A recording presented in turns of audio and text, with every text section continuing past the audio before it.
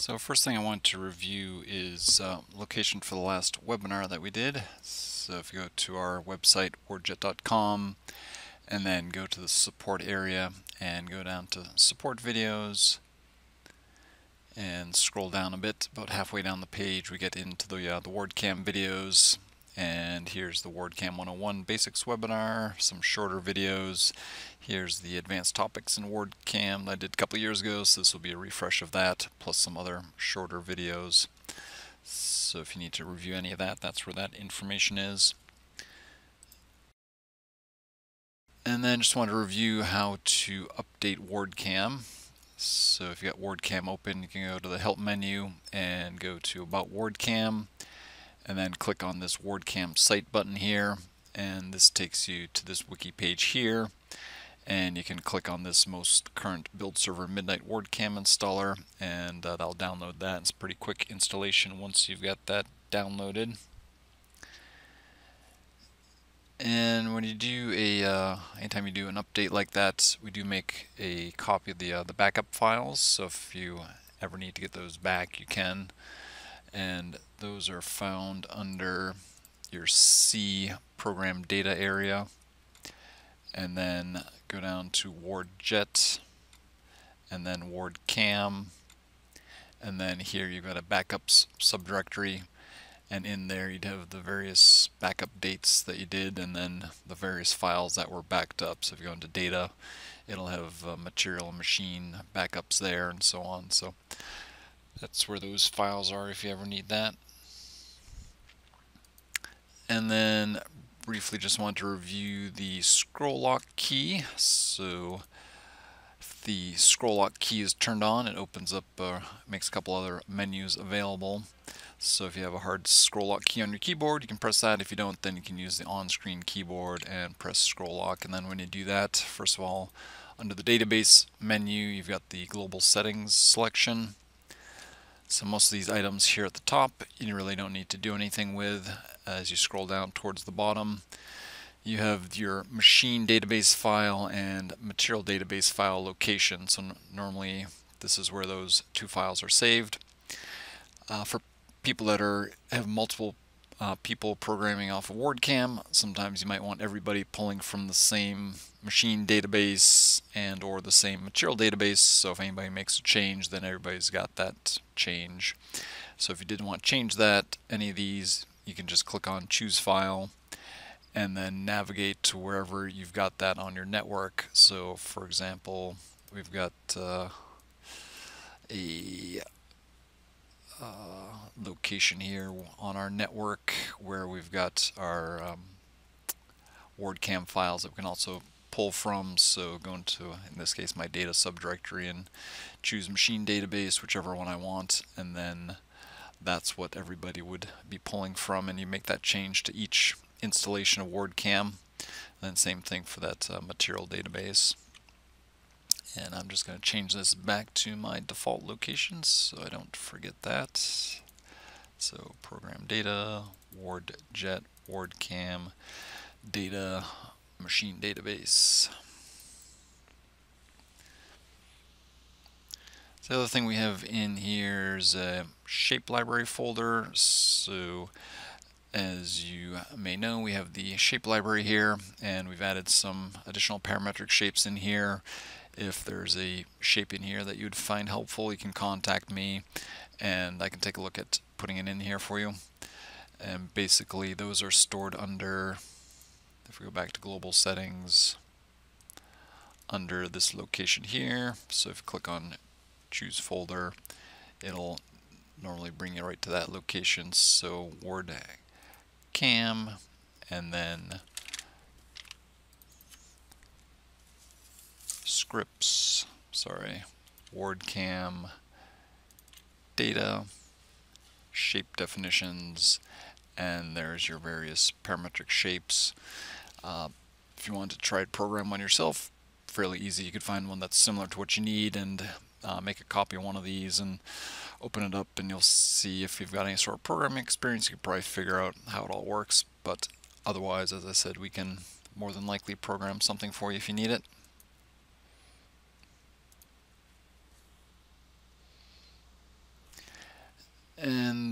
just go ahead and open up a shape here.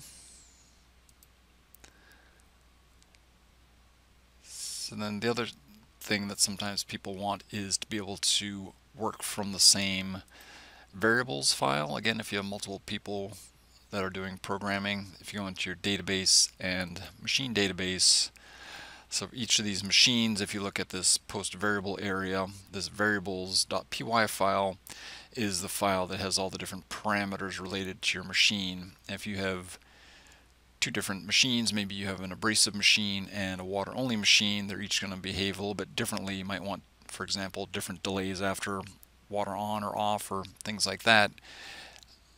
You can set it up with different variables files so your water only machine can have those separate different numbers, and you don't have to go in and change that every time that you switch between the abrasive machine and a water only machine. So for example, my abrasive machine is pointing to this variables file. If I go down to one of my water only machines, I've got it pointing to this variables water only file.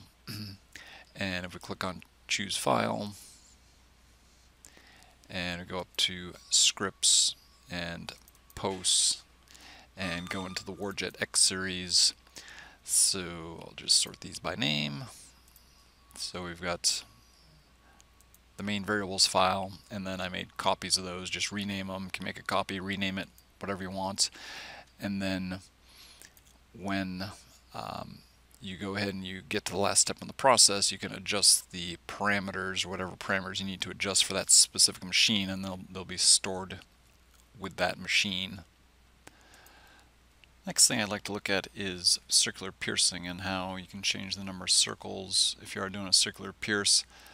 So I'm going to go ahead and say that we're doing 4-inch thick aluminum. So if we didn't do a circular pierce, we'd have to give ourselves a fairly long lead in to make sure that we pierce through before we got to the edge of the material. If you go into your database and material database,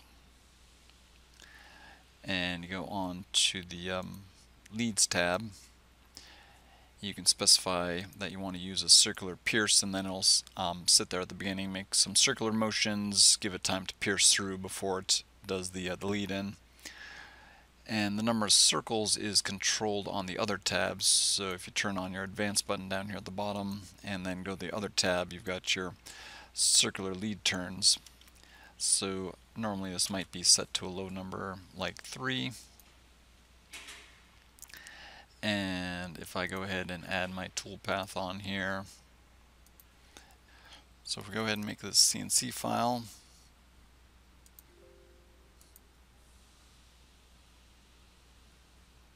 we'll see here at the start we've got the circles, so we're cutting these, doing the circles at 0.57 inches per minute, and then each of these lines is half of a circle, so 2 lines would be 1 revolution, 1, 2, we got 3 revolutions, and then there's a extra revolution which is in the variables file, which we'll show you here in a bit. So if this was not enough revolutions to get through in time, of course your inclination would be to go into the material database and go back onto that other tab and increase this number. And so if we say 20, and then make that CNC file again,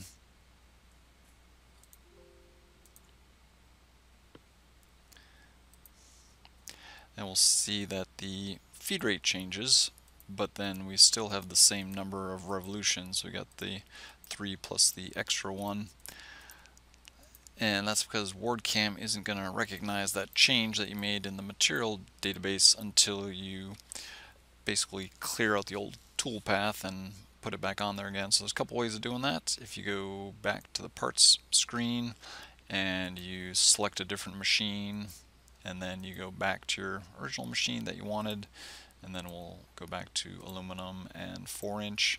So that basically resets the toolpath and everything in WARDCAM's memory. Click on our auto button again, and now when we do the CNC file, we'll see that we'll have bunch of additional turns here, and then it is also doing them faster. So you might find that, okay, great, we're doing more circles, but since we're doing them faster, we're still not getting through.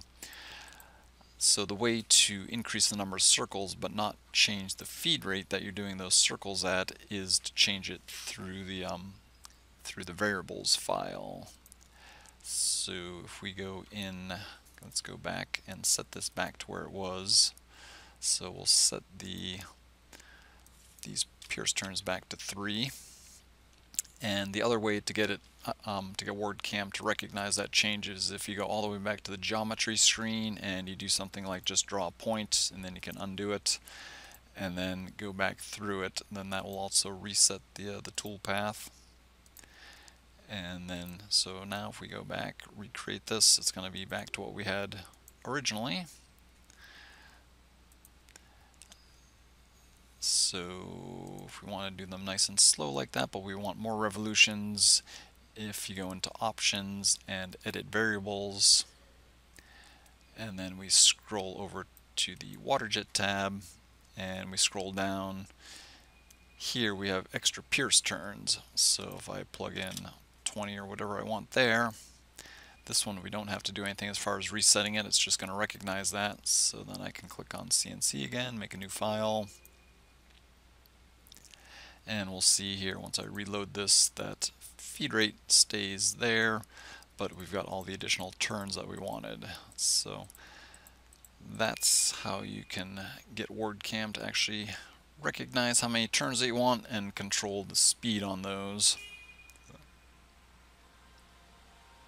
So the other thing that you have to be careful about if you change and you want it to actually be recognized is if you change your tool diameter. So let me just go back into my shapes library and we'll pick the rectangle here, and I'm just going to go ahead and let's say we want to do this with the 1440 nozzle combination. So we're going to offset our tool path by 20 thou to compensate for that 40 thou tool diameter. So if I go ahead and I'm going to put my tool path on here, and I'm just going to move my 0 point so it's right at the corner so we can see the tool offset here. So because we've got our 40 thou tool diameter, you'll see we have 20 thou tool offset. Now if you decide that, hey, for whatever reason I want to change that tool diameter, you can go into your machine database. And up here we've got our nozzle diameter. So right now it's 40, so I can change that to say 0.45. And this max nozzle diameter, typically set that to about 2 thou bigger than that. And we can save and exit. Now if I go ahead and click on CNC button again, then brings this up, reload it, we'll see we're still at the 20 thou offset. So similar to the number of turns on the circular piercing, if we want WARDCAM to actually recognize that, we need to either pick a different machine and toggle back, or go back to our geometry screen and again just draw something, undo it, and then re-add your tool path. So I'll put my tool path on here again, create my CNC file, and then when this reloads, we'll see now let me just change actually my 0 point because that goes to the perimeter of the part. So we put that right on the corner of the part.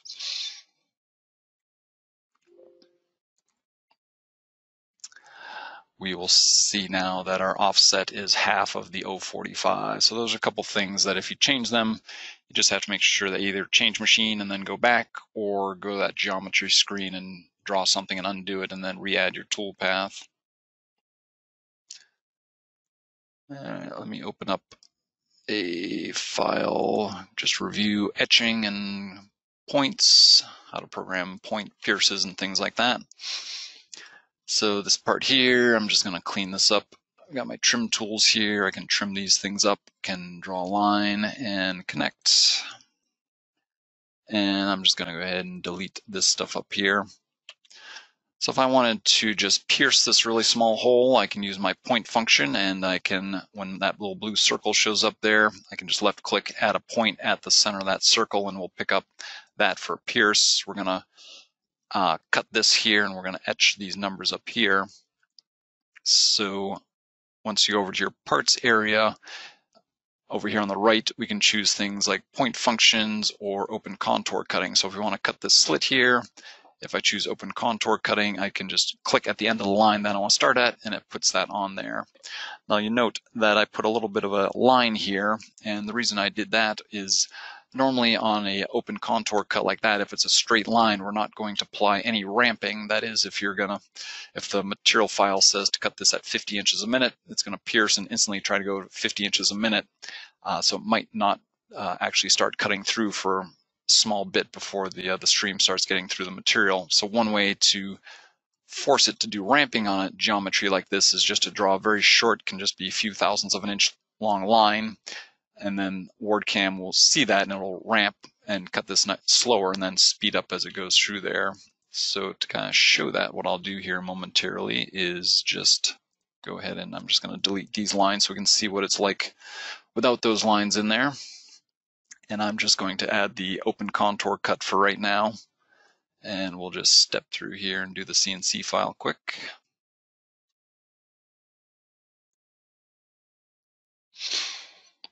So you'll see it's going to cut that line, and given the thickness, it's wanting to cut it at 225 inches a minute, and it's going to try to get to that right away. So to avoid that, again, we can come back here, and I can put those little line segments back on there. And if we do our open contour cut again, click on the end, hit next, and we're just going to do that geometry for right now. So now we'll see. We'll go ahead and reload that. That's going to start, and then it's going to ramp up, actually ramps down for that first little corner, and then it's going to ramp up to full speed and then start ramping down as it gets to the end of that line again. So that can help you a bit on geometries like that.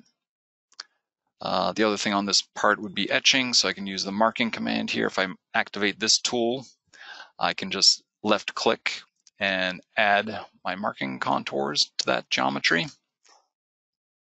And your parameters for your marking are under your material database. If you go to database and then material database and go back to the marking tab with the advanced button turned on, you can tell it the feed rate that you want to do for that marking, if you want to have any sort of a delay when the water and or abrasive first turned on, and then whether you want to use the abrasive for the marking and whether you want to do low pressure marking or not. So if I leave the abrasive on and we do this, we'll just do this portion of it for right now.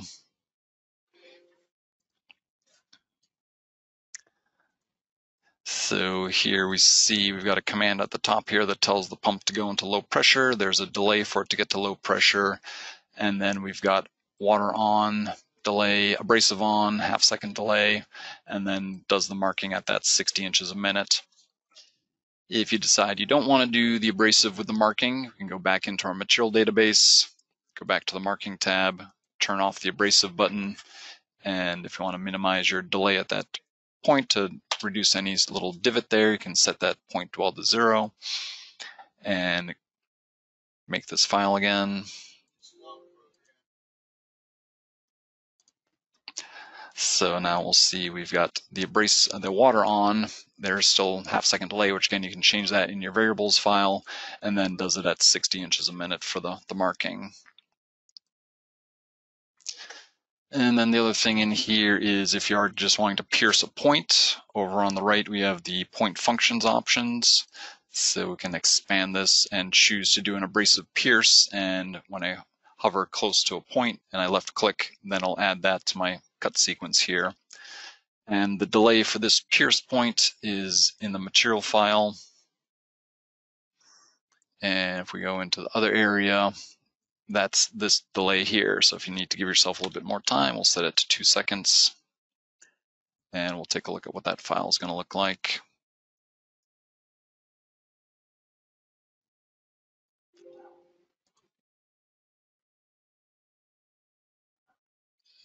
So we've got the etching, and then it's going to go to high pressure, and then that's that open contour cut we did, and then it's going to wrap it over for the pierce point, turns water and abrasive on, and then we have a 2-second delay, and then the water and the abrasive off.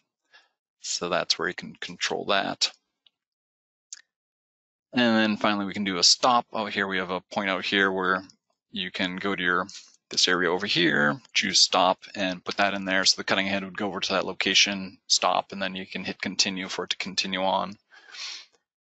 Now, because of a 1440 nozzle combination selected right now, when I've been going to this toolpath area, it's not showing the rest of the geometry here because it's looking at this gap here, and the gap is smaller than the tool diameter that I've given it. So if I switch to a smaller nozzle orifice combination like a 1030, that should be small enough, and I hit next, and then you'll see now that we can get through those areas there because the gap is wider than our kerf width. And then if I want to put my toolpaths on here, I can click auto. Now there's a parameter in the material file that can help you force your lead-ins away from certain geometries, which I'll show you here on actually a different file, shows a little bit better. Let's see, pick up this file here. So if I go ahead and we'll just go with that for right now, click on auto. So depending on the geometries, you might find that maybe leads are getting too close to other areas of the part. And on the, again, in your material, turn on your advanced button, go over to the other tab. We have this dB material blowout distance, which is normally set to 0 by default. And let me just re-add my toolpath with that on there. There might be situations where the pierce point is getting too close to other geometries in the part, and that dB material blowout distance can kind of help you move those leads away from other things. The primary idea behind this blowout distance is if you're cutting a composite material like a carbon fiber and you're starting to get some delamination around your pierce points, you can basically tell it to make sure that it keeps your pierce points a certain distance away from any other geometries. So if I set it to a number like, say, 60 thou, and I hit on auto again, you see that these leads are going to move a bit. So you can adjust that so your lead-in is more in the center of the geometry. Now, if you make that number too big, if I make it, say, depending on the geometry, it'll get to a point where it's not going to be able to put a lead on there. So now that blowout distance I gave it was too big, so it's not able to put a lead on that part. If you try and manually put it, it'll give you that error there. So you just need to adjust that blowout distance so it's something that's going to fit on the geometries that you have. Let's see if 80 thou works on this one, for example. So that's the infamous dB material blowout distance that may have been wondering about. And then I want to run through how to program a part to cut on a fixture. Let me just pull up a little video here. So sometimes you might get a situation where you just need to cut the outside of a part, or you want to cut some slots in a part. You don't need to cut the outside. You'll want to have a fixture on your table. So you'd normally start off with a piece of material like this that you can clamp down, and then you can use the water jet to trim out an L fixture, and then you can put your part in the corner of that fixture and then cut out whatever details you need to out of the part. So that's basically the concept of what I was going to show you here. So let me open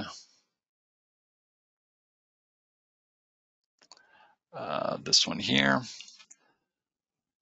So there's a couple ways of doing this.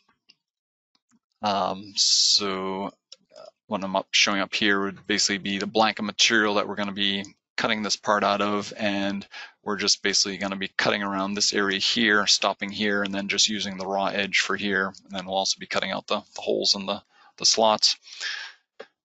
So one way of doing this would be, because WARDCAM does not apply any tool offset to open geometries, if you were going to do it kind of like the old-fashioned way we used to teach, you would offset lines to account for your stream diameter. So that's why this line is offset from our actual parts. This would be half of our stream diameter that we've offset this line.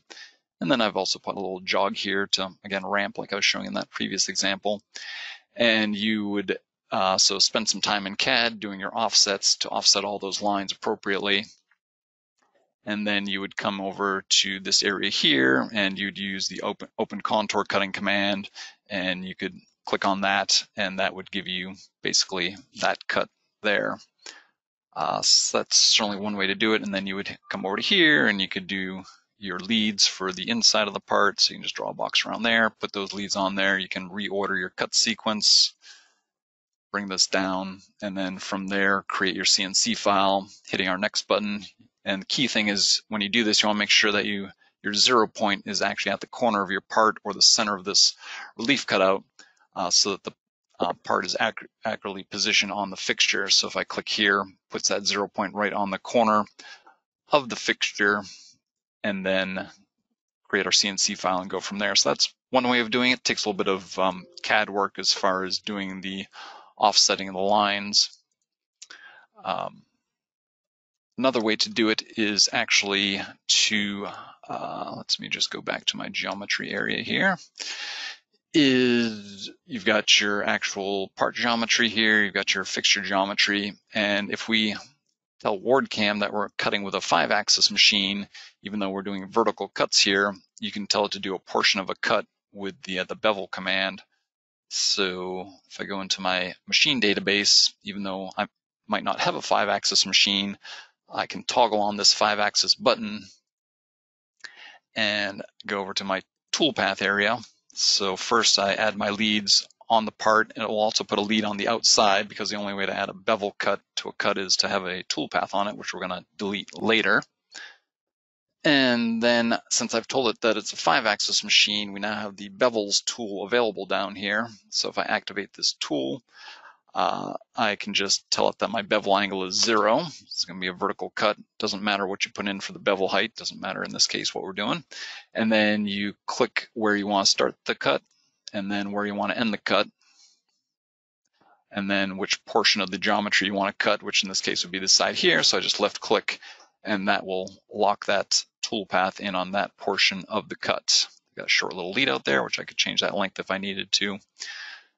And then we delete the cut that's going around the entire outside. So over here on the right, I've got my cut sequence. So this cut here, we're not actually going to do, so I'm just going to delete that. And then we've got our other cuts on here. So once we've got that, then we can go ahead and hit the next button. And actually, I've got these other cuts on here. Let me go back. And let me delete these ones here because we don't want this part. So we'll just delete those.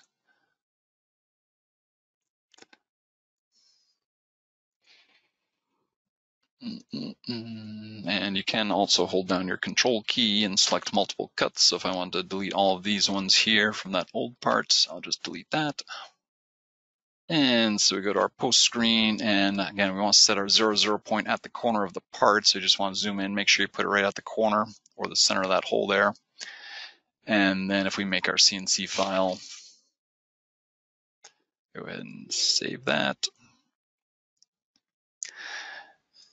And we've got our cuts. And then what you'll see when we get down towards that outside geometry is, since we told it that it was a bevel cut, even though it's vertical, you'll see that it starts putting in these C's. Now, even if you have a 2D machine, our controller will just ignore these C's and just run it as if it's a 2D part, so you don't have to be concerned about having those in your file.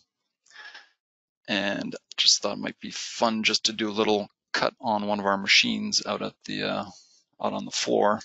So let me just minimize this and this, and so this is a view of one of our 2x4 machines that we have here. So just wanted to show that even though those C coordinates are in there, this machine, which is a 2D machine, is just gonna ignore those things. So let me just check and make sure that nobody's on any of the other machines that we've got high pressure running to. Actually, I closed off the hand valves earlier, but just want to make sure nobody opened anything up there. So nobody on either of those machines. So this controller here, I can go ahead and load that program that we just made.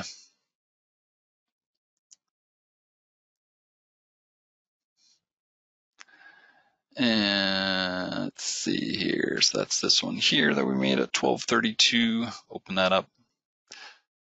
And so there's the part, and I'm just going to minimize this for right now. So there's our cutting head. So if I want to, I can also turn the pump on. Don't know if we'll actually be able to see the stream when it does this. Give it a couple moments for it to ramp up to power.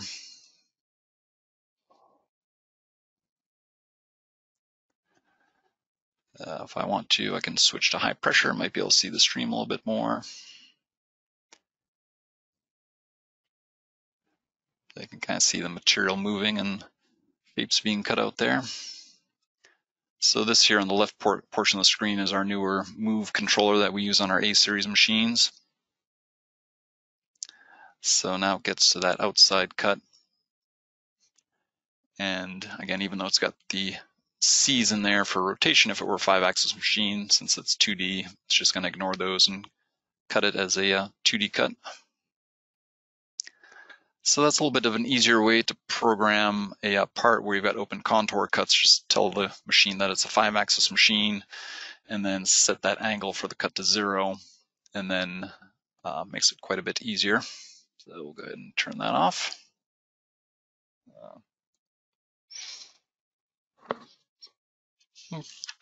So another question that often comes up is how to do command line cutting in WARDCAM. And again, it's one of those things that takes a little bit of work in CAD to make it happen. So there's a couple different ways of doing it. So if we wanted to cut, say, 9 of these squares, 12 by 12, one way of doing it is drawing your squares to 12 by 12 and then arraying them out and putting in your gap between your parts of 30 or 40 thou, depending on your stream diameter. And then drawing lines down the middle between those parts, which is going to end up being your tool path. And again, as open contour cut, I would put a short little jog at the beginning of the end so that it ramps up and down at the beginning and the end of each cut. So you put those between each of those cuts there. And then for the outside, you can just basically draw a rectangle from corner to corner and then delete the other 9 smaller rectangles, and then can join all your other lines together. And then with that, you'll be able to use the open contour cut command and add your tool path with that. So that would give you 5 separate cuts, depending on the sequence that you did it at, up, down, across, and then a 5th cut to go around the outside. And if you want to save yourself a pierce, slightly different way to do this would be same basic technique as far as drawing it up with the offsets. But on one of these squares, you just leave a small gap here, and then again a little jog out, so make sure it slows down as it gets towards the end of the cut there. And then you can do this outside as one cut along with the last, in this case, vertical cut. So it'll come up the vertical and then go around the outside. So if we actually do that,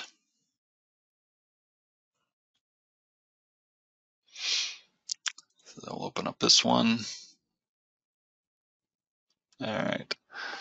So I'm just going to go ahead and delete these ones here. Actually, we'll get rid of that, show you just the 2 different ways that we could do it. So if we do it the first one, see we've got the 4 individual open contour cuts. So I can choose what end I want to pierce at. So I can pierce here for that, pierce here, pierce. And then for the outside cut, we go to our toolpath area, of course, and then put our lead on there wherever we want it. So 5 separate cuts. Or if we do it the other way, zoom out here a little bit and do it this one. So now all of these are open contours, and you just have to choose things in the correct sequence. And let's see, looks like these got a little bit disjointed here because these should have been joined together. Let's see, did I not join those together? Yeah, so let me just escape here. Sorry, we'll just explode this here. And I am going to join some lines together here. So basically need to join those lines together as one line. And then I'll join those together. And let's see, join those together. Let's join. let's see, so now, and then finally we will join these.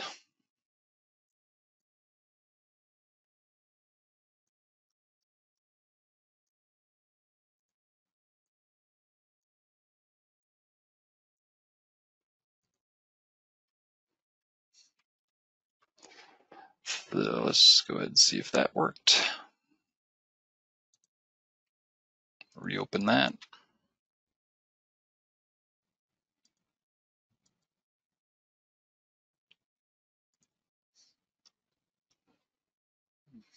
All right, open contour cuts.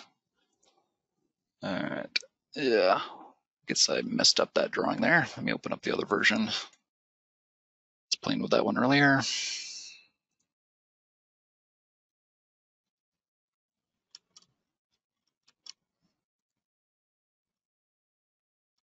All right, so got that cut, and then whichever sequence that you want to do these other cuts at. So as I hover near the end of that, I could do that one, and then do this one, and then click down here, and then it'll do that as the outside. So it's again, takes a little bit of CAD work, but something that can be done. Of course, you want to be a little bit careful that parts don't tip up on you, and especially if it's an abrasive application, that you don't break a nozzle. And speaking of that, there is the option in WARDCAM, if you have programmable Z, to have the cutting head move up and down between all of your cuts. So first of all, you can know whether you have programmable Z or not on your machine on the controller. If you see that you've got Z motor here, then you've probably got programmable Z. And then if you do something like come into your move panel and tell the Z to move incrementally in a direction, then that would be a good indication that you've got programmable Z on your machine. So if that's the case, then let me open up a different file here.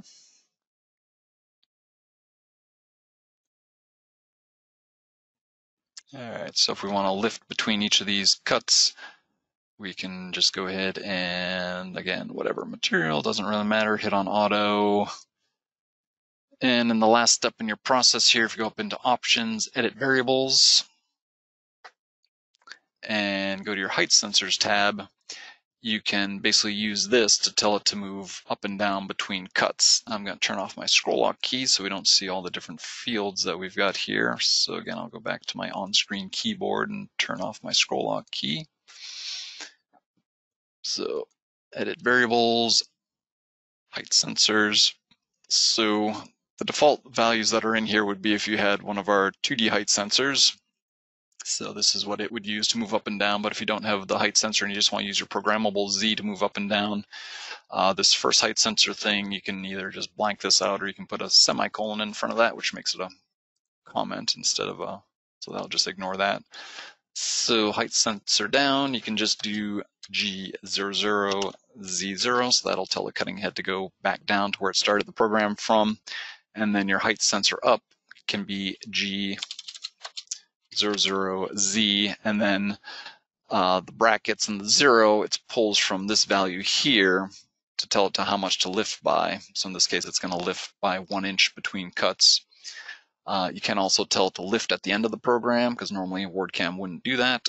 So if at the end of the program you want the cutting head to lift up an amount so you can then jog out of the way and hopefully avoid any clamps, if you turn this on, then it'll use this field down here at the end of the program to lift. So if you want to lift by a different value, you can tell it to lift by 2 inches at the end of the program. And so now if we go ahead and make this file,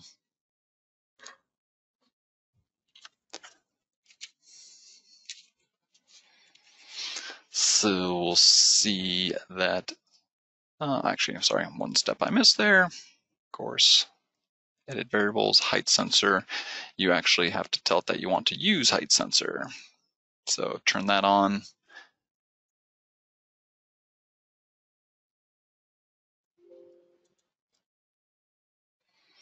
And then reload this. So it'll jog up at the beginning of the program, wrap it over, and then go down, do the cut, and then so it's going to lift by 1 inch between each of those cuts, and then at the end of the program it's going to lift by the 2 inches that I told it to. So that can come in handy if you do get parts and things that are tipping up.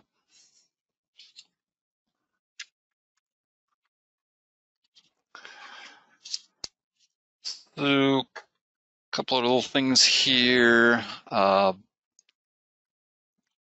Let's see, open up this file here. One of the common calls that I might get is somebody's working with a file and they say it crashes WARDCAM. File like this, we go along, everything looks good, everything's green, hit my next button, and it's going to end up crashing at this point. And oftentimes this is going to happen because there's geometries that are overlapping, and then when WARDCAM is trying to add the toolpath, it gets confused as far as what's an inside and what's an outside cut. So if you are getting a program like that that's causing issues like that, you just want to look at it and see if there's anywhere that you've got geometries that are overlapping. So on this file here, if we zoom in, we see we've got the A and the I that are overlapping, and that's what ends up causing it to crash. So I've got my select tool active, and don't want that, I want that. And then I can use my move tool, can turn my ortho button on if I want to make sure that it just moves straight across there. And now everything should be good. I'll switch back to aluminum.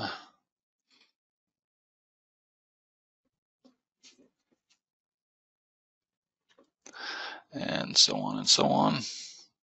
So, one other thing that you have to be careful of if you get any drawing file from customers that they've drawn all their geometry in the same Z-plane, because WARDCAM can pick up on differences in the Z-plane, and that can cause crashes depending on where the geometries are drawn. So for example, so a part like this we look at and it looks fine, hit our next button, and we go through and everything's good. Hit our next button, hit our CNC file, and save. Now we've got our initial up there that we put in, and then it rapids, and you see on this rapid move it's actually wants to go down to Z of -1, which would want to, of course, drive your nozzle through the material, which would be bad. So this, as I said, usually happens if somebody draws geometries that are not in the same plane. So if we look at it in CAD, of course, from the top view looks fine, but if we switch to a side view, then we'll see this is the outside, and then here's our circle in the middle. So just have to be careful of that if you do get drawings from customers. Make sure that everything's in the same Z-plane. And then final thing, if you don't already have the update or aren't aware of it, we do have costing now available on their report. So if I click on the report button here, and I'll just create this, you can optionally turn this costing information on or off. So you can plug in information like what you paid for your machine and what you're paying for abrasive and consumable cost in life, and print this information up. And if you go into options, edit variables, and go onto the machine tab, or the reports tab, first of all, the new version, you've got the option to accept the waiver, and then you can choose to print that cost information. And you can also choose to be prompted whether you want to print the cost information or not on the report. So if you're going to be sending one version of the report out to the shop and you don't necessarily want that information floating around the shop, you can turn this on and be prompted to print that. You can choose to just use simple fixed costs and simple other consumable costs, or if you go onto the machines tab, then you've got the more detailed breakdown of all the different costs that are going into calculating the fixed and consumable costs that are printed on the reports. So how many hours per year you want to run it, and what you paid for the machine, and how much you want to allocate for your operator and overhead and profit, and etc. non-productive time. So if you want to allow for programming and loading and offloading and packaging and things like that, if you want to charge a different rate for that non-productive time, you can.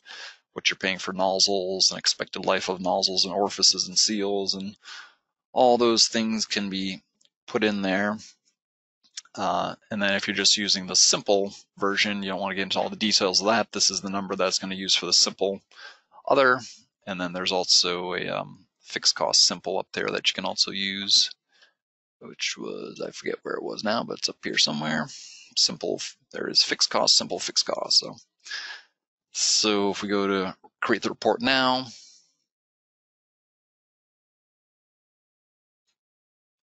and it'll come up with this box here. So if I want to print the information on the report, I can just leave that as 1. And there it is. If I do it and I don't want to print that, then I can just change that to 0.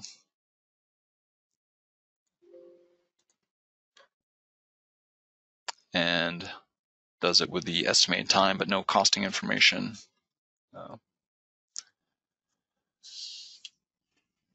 So that covers what I wanted to go through today. Sorry that we had the issue early on there with the not sharing my screen. Before we post this to the web, I'm going to go ahead and re-record the first 10 minutes and put that on there so you guys can all see what was going on there. But appreciate your patience, and everybody have a great weekend. Thanks.